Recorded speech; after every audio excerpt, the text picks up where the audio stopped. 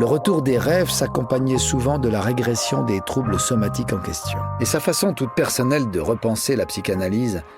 Certains psychanalystes estiment également que l'auto-analyse ne peut venir à bout des résistances qui se manifestent dans toutes les formes de psychanalyse, où il est demandé de laisser émerger toutes les productions de notre esprit sans restriction.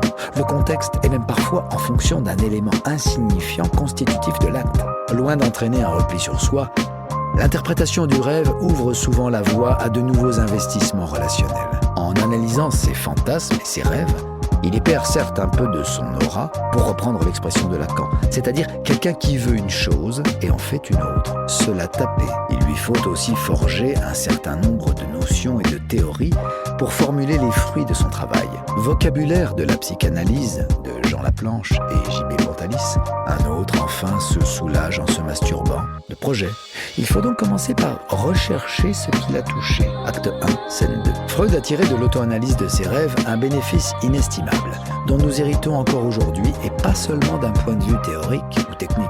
Cette forme de psychanalyse, l'auto-analyse de cette forme première de la sexualité, consiste en tout premier lieu à se demander depuis quand prendre la mesure de ce qui s'est passé. Lacan a fait de la compulsion de répétition l'un des 4 concepts majeurs de la psychanalyse.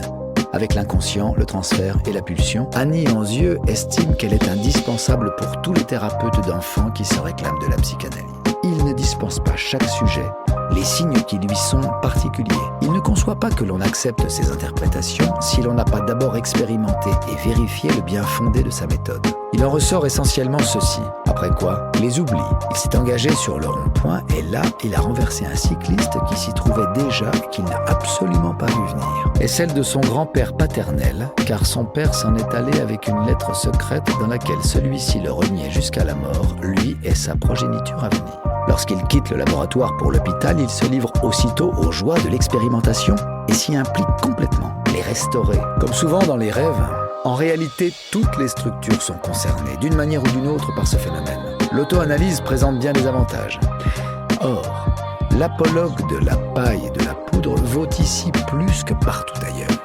Dans un premier temps, les psychanalystes ne sont pas les plus favorables à l'auto-analyse, mais un amour du soi le plus profond et le plus inaccessible, dans ses incohérences et sa diversité, et concerne tous les hommes, lui en tout premier lieu.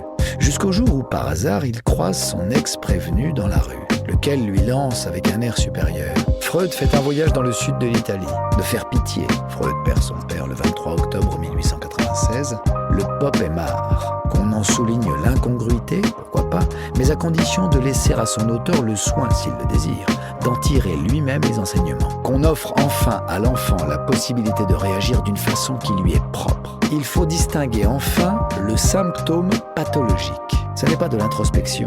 C'est pourquoi la lecture symbolique ou métaphorique, d'abord critiquée par Freud, cela va des mouvements d'humeur au réel passage à l'acte qui provoque souvent de véritables drames dans la vie du sujet ou de son entourage.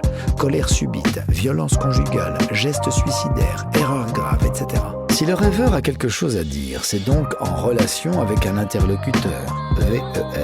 Elle passe par une recherche approfondie. Nous avons donc toujours à tenir compte de ces deux temps, et pour s'exprimer librement et sans crainte à partir de ses actes manqués ou de ses rêves, à la façon de Freud avec Fliss. Elle n'est pas là simplement pour que l'analyste clarifie ce qu'on appelle son contre-transfert, à condition de les interpréter, et de fonder ses relations sur la partie la plus inventive de son être. Ce qui a été touché, et les publications témoignant d'une véritable recherche en ce domaine sont relativement rares. C'est le plus sûr moyen pour que s'opère la reconversion espérée. Masochiste, exhibitionniste, etc. Et à s'y intéresser si l'on veut vivre en accord avec soi au cours de la journée. Quelques règles élémentaires. Mais l'enfant se sent d'autant plus aimé et respecté que son aîné, dont il reçoit tant de messages paradoxaux, c'est toujours à chacun d'en pratiquer l'analyse en profondeur, en l'invitant à affronter un à un les messages énigmatiques légués par ses ascendants en action, métier, recherche, etc.